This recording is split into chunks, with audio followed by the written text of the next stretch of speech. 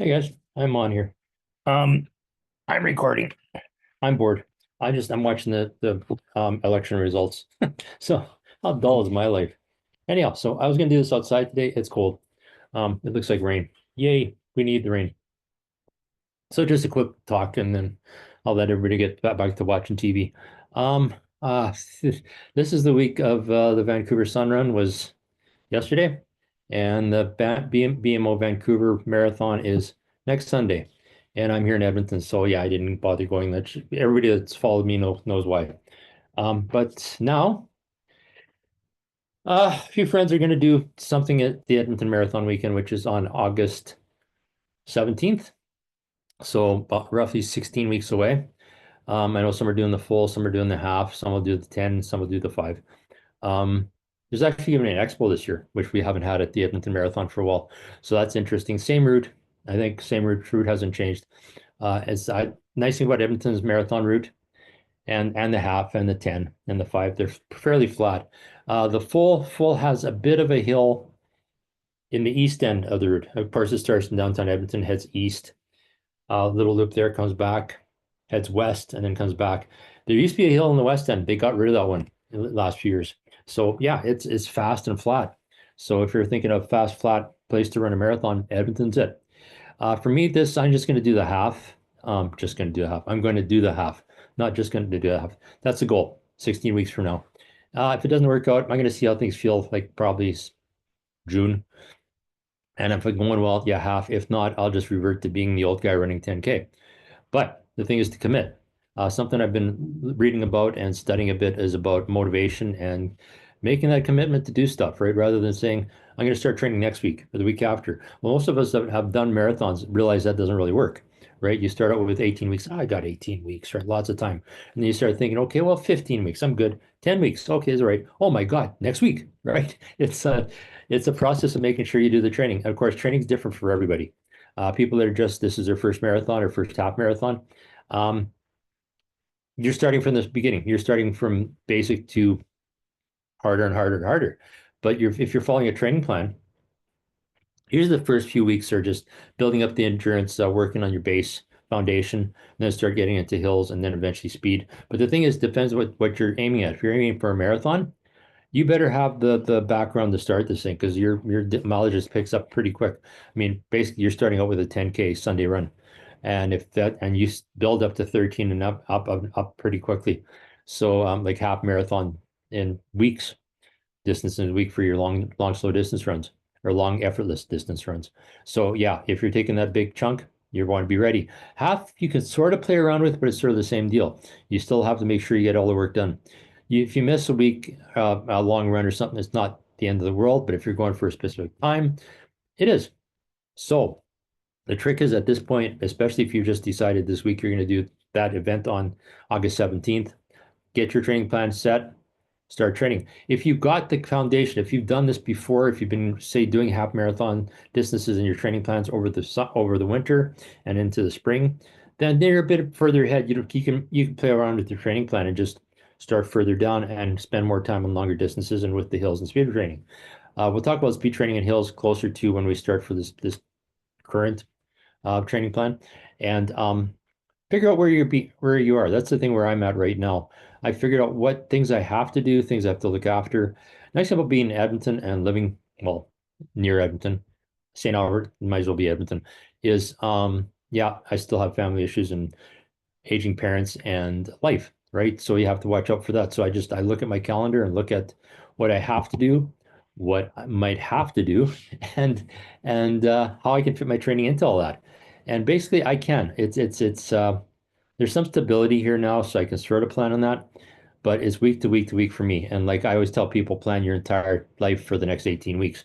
But also make sure people that you know, family, friends, parents, kids, make sure they know what you're doing and how important that is. So you can actually plan that training plan, and they won't come at you and say, "Oh, by the way, we have to do this today. Oh, you had a long run today. I didn't know."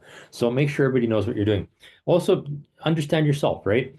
Any injuries that you're dealing with.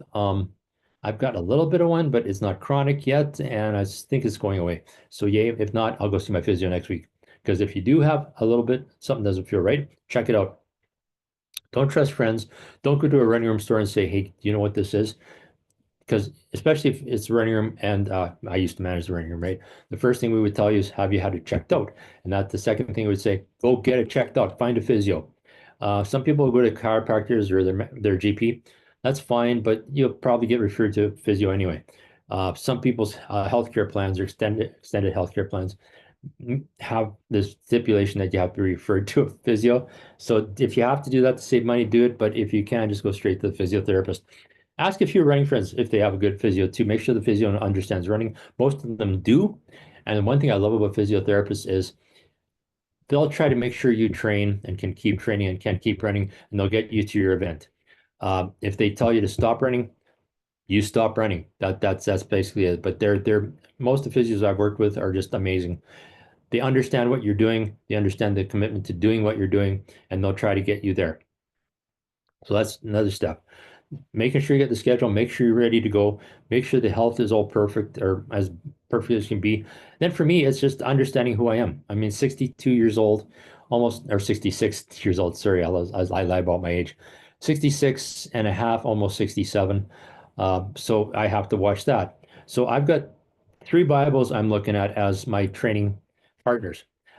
Yes, I do. I will be doing Wednesday night runs and Sunday runs here in St. Albert with our group. If you want to come join us. Yeah, I'm committing to that too as well. I'm a little bit nervous about that, but there's different groups and I don't have to go with the faster people because I can't keep up. And I know what my goal is. My goal is to finish upright and smiling.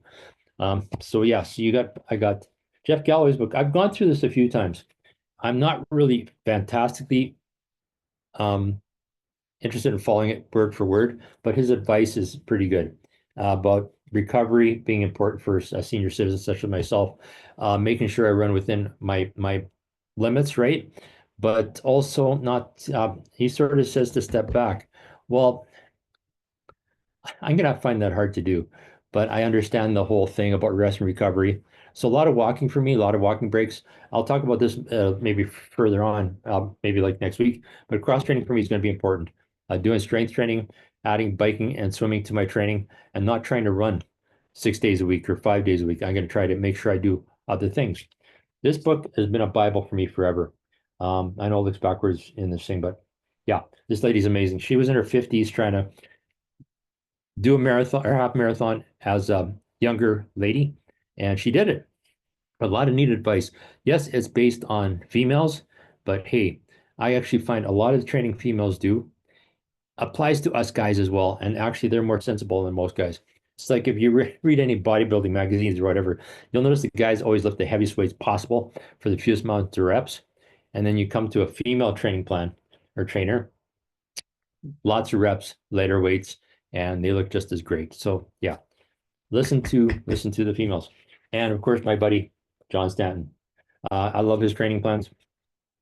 And for me, they're more applied. They're more John. The running is more. Their training clinics were always aimed more at people that just starting out rather than advanced. But there are advanced training plans in here as well. And what my other place to go, as most people know, is I go to ChatGPT. And one reason I went to them recently was I watched the Academy Awards this year, and there's an award handed out. I can't remember what the award was, but Mick Jagger handed out the award. I was just thinking this the other day. Whenever you think about the Rolling Stones, it's sort of like Keith Richards and maybe Iggy Pop's not a Stone, but those two, you always wonder, how are they still alive? And it's amazing, right? But Mick Jagger's in his 80s. He looks like he could possibly be past, well, a 30-year-old, and he looks more fit than most 30-year-olds. And the reason is he keeps training. He watches what he eats. He exercises all the time. I think I read where he does like 3 hours a day, just anaerobic, aerobic, running, strength training, uh, yoga, stretching, and yeah, for 3 hours a day, every day. So there's something to be said. But again, he's not doing the same thing all the time. He lots of variety. Yes, building up the endurance, keeping the body fresh. But if you saw him, man, for 80, I mean that he should write a book, right? I'm just thinking. I was actually going through some stuff today. Don't know if I can bring it up on here, but I'm gonna try to share. But just I went to Chat GPT and just asked, well, what does he do? And how does he keep fit, right? So I went to Chat. I don't know if I can bring this up or not. Let's see. Let me. This is stuff from Okay, this is more or less is. This is okay. That's not the one I was looking for. Maybe it didn't show up here. Let's see what this one is. There it is. That's if you can see this, I'll bring it down. That's more or less what he does. Mick Jagger's training plan.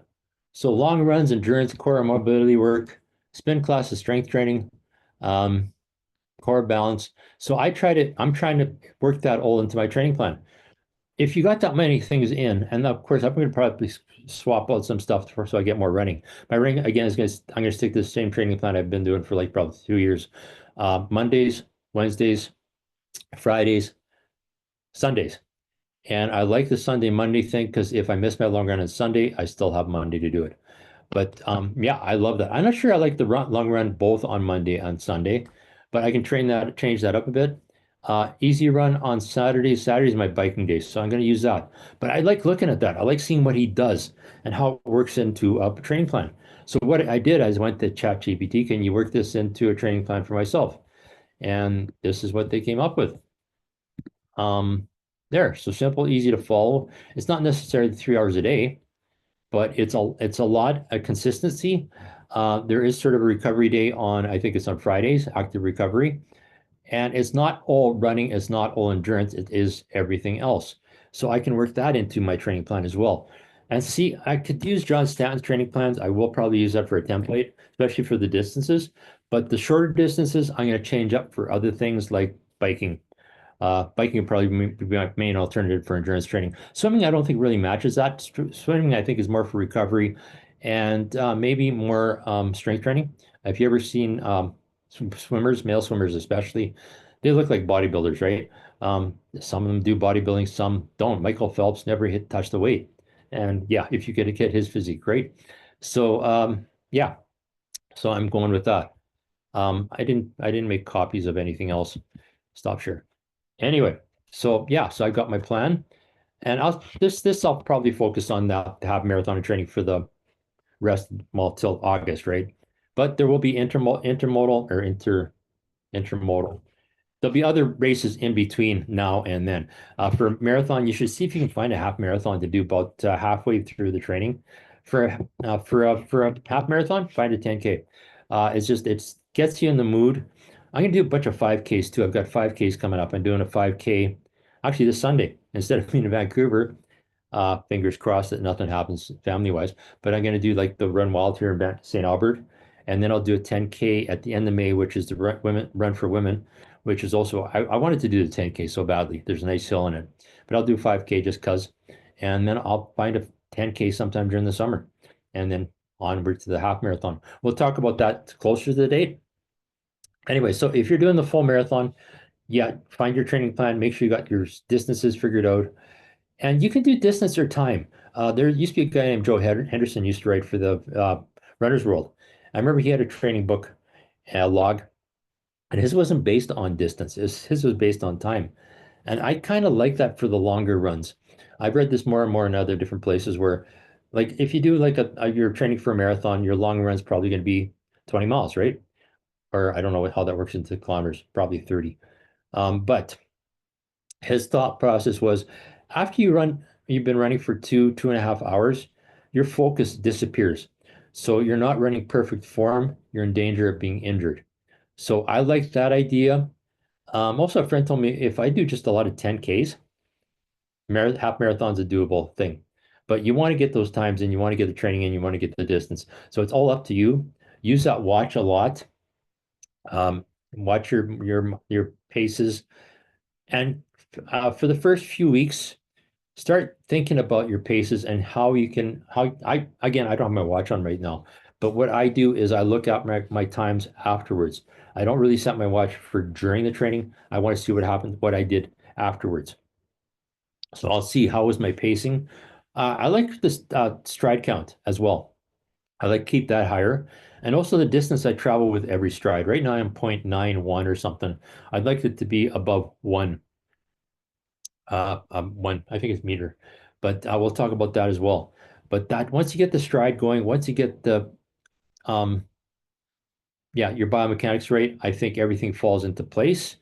Once you get understand the long, slow distance or long, effortless distance runs, once you understand hills and speed, I'm not going to do speed. I'm just going to stick to hills. And if for my speed training, I'll just run to people that are faster than me. That's going to be my speed training. And a lot of fartleks too as well, because they're fun. Um, and I think they're natural. I think as you get stronger, fartleks and speed training and getting faster, I think the stronger you get, the faster you get. The quicker leg turnover is, and the quicker you get through your race. But you also have to think they're different. Everybody's got different goals, so different training for everybody too as well. Some people just want to be upright and smiling when they finish. They don't care about the time. Some want to get their Boston qualifying time. So the training for both those groups is different. But if you're training for Boston qualifying time, you're starting off at a higher level, so you're already on the way. For those that are just upright and smiling, we're beginning. And I'll refer to different things too as I go along. There's a video on, well, in Canada, it's on CBC Gem. It's called Mind Over Marathon. I'll talk about that a little bit more later on too, but I love that just for inspiration. There's 10 people, different